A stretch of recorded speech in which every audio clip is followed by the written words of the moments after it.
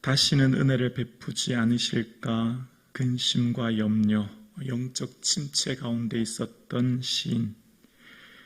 다시는 내 삶 가운데 주의 긍휼과 은혜를 베푸지 아니하시면 어떡할까 염려했던 시인. 내가 하나님 앞에 환난 중에 부르짖고 간구하였지만 응답 없는 하나님 앞에서 그의 마음은 낙심되었고, 그런 영적 침체 가운데 있었던 시인이 이전까지는 탄식과 눈물의 시간을 보냈는데 오늘 이 10절부터는 하나님을 찬양하고 높여드리고 경배하는 모습이 등장합니다. 그러니까 어제까지는 9절까지는 탄식과 환난으로 인한 고통 가운데 신음했던 이 시인이 오늘 10절부터는 웬일인지 완전한 극적인 변화, 반전이 시작되는 겁니다. 그러면서 이제 하나님 앞에 하는 고백이 등장하는데요. 10절을 보면 또 내가 말하기를 이는 나의 잘못이라 라고 시작하고 있습니다. 갑자기 시인이 이전까지는 내게 은혜 베푸시지 않으시면 어떡하지? 라고 탄식하고 하나님 앞에 환난으로 인하여 부르짖었던 그가 갑자기 고백하기를 이는 나의 잘못이다 라고 하면서 고백하는 것이 나옵니다. 오늘 본문에 등장하는 나의 잘못이다 라고 하는 것, 원어의 할라라나 하는 말은 초췌해지다, 야위다, 그리고 병들다, 아프다 이런 여러 의미가 있어요. 그래서 킴 제임스 번역과 공동 번역은 나는 쇠약하여 병들었다 이런 부분으로 소두를 번역하고, NIV 성경이나 개역 성경은 나는 잘못하였다, 내가 쇠약해질 대로 간구했다 이런 의미로 이제 번역하는데요. 제가 오늘 본문을 볼 때 이런 의미가 있다고 생각합니다. 환난의 때 하나님께 부르짖었는데 응답이 없는 겁니다. 나의 방법, 나의 때, 나의 생각대로 응답하지 않으시니 하나님 더 이상 날 사랑하지 않으시는가? 내게 더 이상 은혜 베푸지 아니하시는가? 라고 하는 탄식. 하나님 더 이상 나를 사랑하지 않으셔 라고 하는 스스로의 그 규정 속에서 영적 침체가 찾아온 겁니다.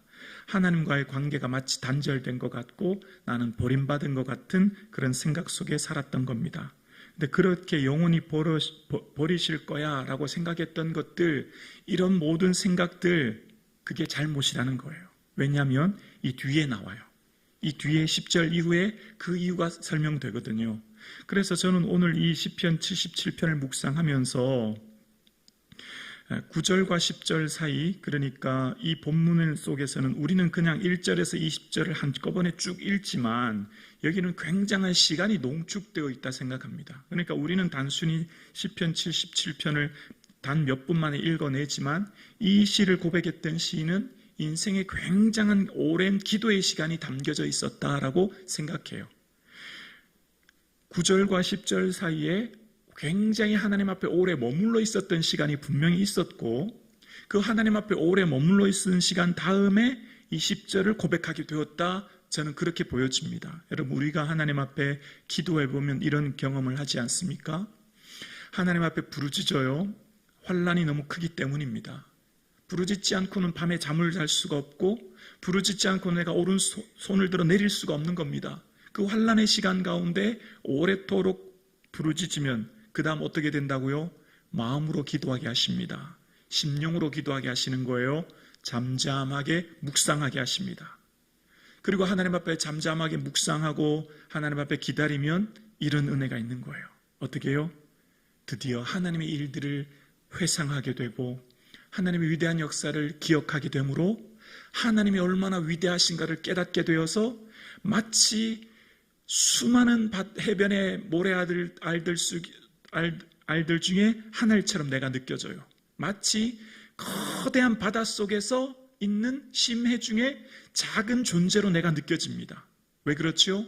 하나님 존전에 서 있음을 깨닫게 되고 하나님은 얼마나 위대하신 것을 보기 때문에 나는 아무것도 아닌 존재인 걸 알게 돼요. 아멘이십니까? 자, 그래서 이 10절 이후에 등장하는 하나님에 대한 위대함은 9절과 10절 사이에 오랜 시간 반드시 머물러 있었다라고 하는 그 시간이 있었어요. 저는 그렇게 생각합니다. 그렇게 하나님 앞에 오래 머물러 있는 자에게는 은혜를 주시는 겁니다. 저는 이 시간을 해독의 시간, 중화의 시간이라고 생각해요. 마음의 고통, 상처, 아픔이 있지 않습니까? 인생을 살아가는 누구에게나 이런 고통이 있지 않습니까? 그 시간이 중화되기 시작하는 거예요. 해독되기 시작하는 거예요. 그래서 10절을 다시 볼게요. 10절과 11절입니다. 또 내가 말하기를 이는 나의 잘못이라 지존자의 오른손에 해 곧 여호와의 일들을 기억하며 주께서 옛적에 행하신 기이한 일을 기억하리이다. 지존자의 오른손에 해, 여기 해는 태양을 말하는 게 아니라 세월을 말하는 겁니다. 한 해, 두 해 할 때 그 해, 년을 말하는 거죠. 그러니까 여기 해라고 하는 것은 5절에 나왔던 세월과 동일한 단어인 거예요. 하나님이 오른손은 권능과 능력을 말하거든요. 하나님, 전능하신 지존자 하나님의 오른손에 있는 나의 세월, 나를 붙들고 있었던 지난날의 모든 세월들을 기억하면서 하나님의 기이한 일들을 기억한다는 겁니다. 여기 옛적이라고 하는 것 말씀드렸죠. 히브리인들의 사고 세계관은 과거 지형적 세계관이라고요. 헬라 세계관은 미래지향적인데 히브리적 세계관은 과거 지향적이에요. 그래서 옛날이라고 하는 이 깨뎀이라고 하는 것은 앞에 놓인, 앞이라는 의미가 있어요. 그러니까 앞에 놓인 것이라는 의미가 있는 거예요. 그러니까 히브리인들은 지금 과거를 보고 있는 것이죠. 과거를 보면서 그게 앞이었거든요. 그 과거의 앞에 있는 뭘 봤죠? 하나님의 기적, 하나님의 역사, 하나님의 일들. 어떻게 해요? 하나님께서 행하셨던 그 믿음의 조상들과 나의 과거의 일들에 행하셨던 하나님의 일들을 바라보면서 이제 뭐 하죠? 12절에 또 주의 모든 일을 작은 소리로 읊조리며 주의 행사를 낮은 소리로 되뇌이다. 여러분, 이런 경험 하지 않습니까? 하나님 앞에 오래 머물러 있으면 침묵하게 하시고 잠잠하게 찬양이 나오게 하세요. 고요하게 하나님을 높이게 하세요. 하나님의 위대하심을 고백하게 하세요. 찬양 중에 하나님 얼마나 위대한지, 주님의 높고 위대하심을 내 영혼이 찬양합니다. 눈물 속에 하나님을 찬양하게 하세요. 놀라운 은혜를 주세요. 현실의 삶이 환난인데, 현실의 삶이 고난인데, 현실의 삶이 너무너무 힘이 드는데 주님의 그 위대하심을 찬양합니다. 주님의 크신 은혜를 찬양합니다. 찬양하게 돼요. 참 신기해요. 그렇게 하나님의 위대하심을 찬양하는 것, 되뇌이는 거죠. 하나님의 위대하심을 높이는 거죠. 고백하는 거죠. 그럴 때 우리 마음에 하나님의 한없는 위로와 은혜를 누리게 되는 우리의 마음을 경험하게 되지 않습니까? 우리도 이런 걸 경험하지 않습니까? 그래서 하나님의 그 일들을 작은 소리로 읊조리는 것, 찬양이죠. 고백이죠. 우리가 하나님의 이름을 높이는 거예요. 그래서 어떻게 해요? 하나님이 행하셨던 그 길을 보게 되는 겁니다. 13절에 하나님이여 주의 도는 극히 거룩하시오니 하나님과 같이 위대한 신이 누구오니까. 도는 길이거든요. 19절에 나왔던 주의 길이 바다에 있었다는 것이 그 길과 같은 말이거든요. 하나님의 길이 거룩하시고 하나님의 길이 위대하십니다. 주님이 인도하신 그 길 내가 다 헤아릴 수 없습니다. 지나온 삶과 내 인생을 돌아보면 내가 여기 서 있는 것이 은혜임을 비로소 깨닫게 되고, 하나님의 그 위대하심을 고백하지 않을 수 없는 시인의 고백처럼 우리에게도 이런 은혜가 있는 줄로 믿습니다. 우리가 사랑하면 공감하게 되고, 공감하면 고통을 느끼게 됩니다. 사랑의 다른 말은 그래서 아픔이지요. 왜냐하면 그 사랑하는 이의 아픔이 나의 아픔이 되고, 사랑하는 이의 기쁨이 나의 기쁨이 되기 때문이에요. 우리는 공동체라고 하는 공동체의 삶을 살아가면, 공동체를 섬기며 함께 살아가는 우리의 삶에는 아프지 않고는 견딜 수 없어요. 왜냐하면 나는 아프지 않아도 내 사랑하는 이가 아프기 때문이에요. 내 사랑하는 이가 고통 가운데 있기 때문이에요. 내 사랑하는 이가 너무나 힘든 가운데 있는 것을 보기 때문에 내 마음이 너무나 아파요. 이렇게 아픈 내 마음이 중화되고 해독되고 회복되고 치유되는 것, 주님 앞에 머물러 있는 시간입니다. 하나님 앞에 머물러 있는 시간이에요. 하나님 앞에 엎드려 있는 시간이에요. 그냥 그 시간이 하나님 앞에 그래서 머물러 있지 않으면 우리 마음은 상처난 마음, 찢어지고 구멍난 마음, 고통 속에 견딜 수가 없을 거예요. 그래서 이 땅을 살아가는 누구나 반드시 하나님 앞에 머물러 있어야 합니다. 주님의 은혜 앞에 머물러 있어야만 우리의 그 아픔과 고통과 상처 속에서 위로하시는 하나님의 은혜를 누리게 되는 것이지요. 왜지요? 주님이 인도하시는 길이 얼마나 위대하신다는 것을 우리가 보기 때문이에요. 주의 길이 바다에 있다고 하는 것을, 주께서 행하시는 그 길이 내 생각과 방법이 아닌 길로 인도하셨다고 하는 것을 우리는 믿기 때문입니다. 믿음의 선배들과 내 지난날의 과거의 삶을 보면서 행하셨던 위대한 일들을 보기 때문이에요. 그래서 16절부터 나오는 이 하나님에 대한 고백, 여기 물들이라고 하는 것을 공동번역은 바다라고 또 해석했거든요.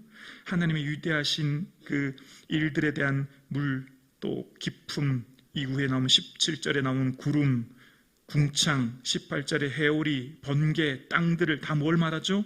하나님의 위대하심, 하나님의 전능하심, 하나님께서 어떻게 역사를 주관하시는지에 대한 하나님의 일들, 그 자연을 보면서 하나님이 얼마나 위대하신 것인가를 고백하는 오늘 시인의 고백 속에서 하나님이 얼마나 전능하심을 고백하게 되고, 그래서 하나님의 길이 바다에 있었다고 19절에 고백합니다.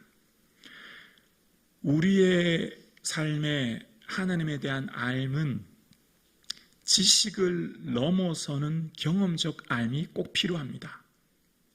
하나님에 대한 알은 논리와 이성을 통한 지식의 경험을 넘어선 체험적 신앙, 맛보아 아는 신앙이 필요한 겁니다. 그래서 하나님의 말씀이 나의 말씀이 되기 위해서는 그냥 읽고 그치면 끝나는 게 아닙니다.